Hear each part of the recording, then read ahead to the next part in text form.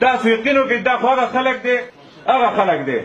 چې پخوا به ویل ګټې به ځان پسې راکاږي چاته به ویل په دې بادو جارګې ده په دې ځای کې بادو پسې ځان راکاږي چاته به ویل دا مې د پلانکي شي تعویض کړی دا د میکه وتړه دا د ګلۍ تعویض دی بدعاتو شرکاتو ټول دا خو الحمدلله چې د پنځپیر دا علما کرام راغله د خلکو ته هغه د وحدانیت هغه ورښودل دا خو چې کله ډېره د افسوس خبره چې کله د سختونو وخت راغلی سختونه یې کړي چې کله د تعویضونو وخت راغلی تعویضونه یې کړي دي او چې کله د انګرېز د ملګرتیا وخت راغلی د انګرېز ملګرتیا کړې ده او اوس چې د وټونو وخت راغلی نو په دې وایي دا امانت دی او دا صداقت دی او وسپارئ دا امانتونه امانتګرو ته یا د خدای وایي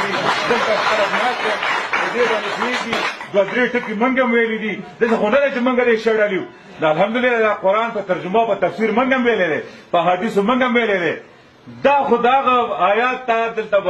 عالمان ناست دي دا خو د کعبې د چابیانو مبارکې دا خبر راغلې وه چې په کله د کعبې په چابیانو باندې هغه راغله د معزز خاندان دپاره راغله چې دا د هغه خاندان ته حواله کوي چې څوک د دې اهل دي د امانت هغه ته حواله کوي دا د نن د مغربي جمهوریت ته امانت دی او صداقت دی او لاهلها امال یې راکړه ډېر خدای دې خوار نه کړه خدای په سواله ورځي که نه به ورځي زما عزیزانو د اسلام په نوم خلکو ووټ واغسته تاسو ولیده دا د ایم ایم ای مخکې تېره شوې وه دغه ایم ایم ای تاسو لیدلې وه هلته د مشرف صاحب اپوزیشن کې ناسته وه دلته په صوبه کې حکومت و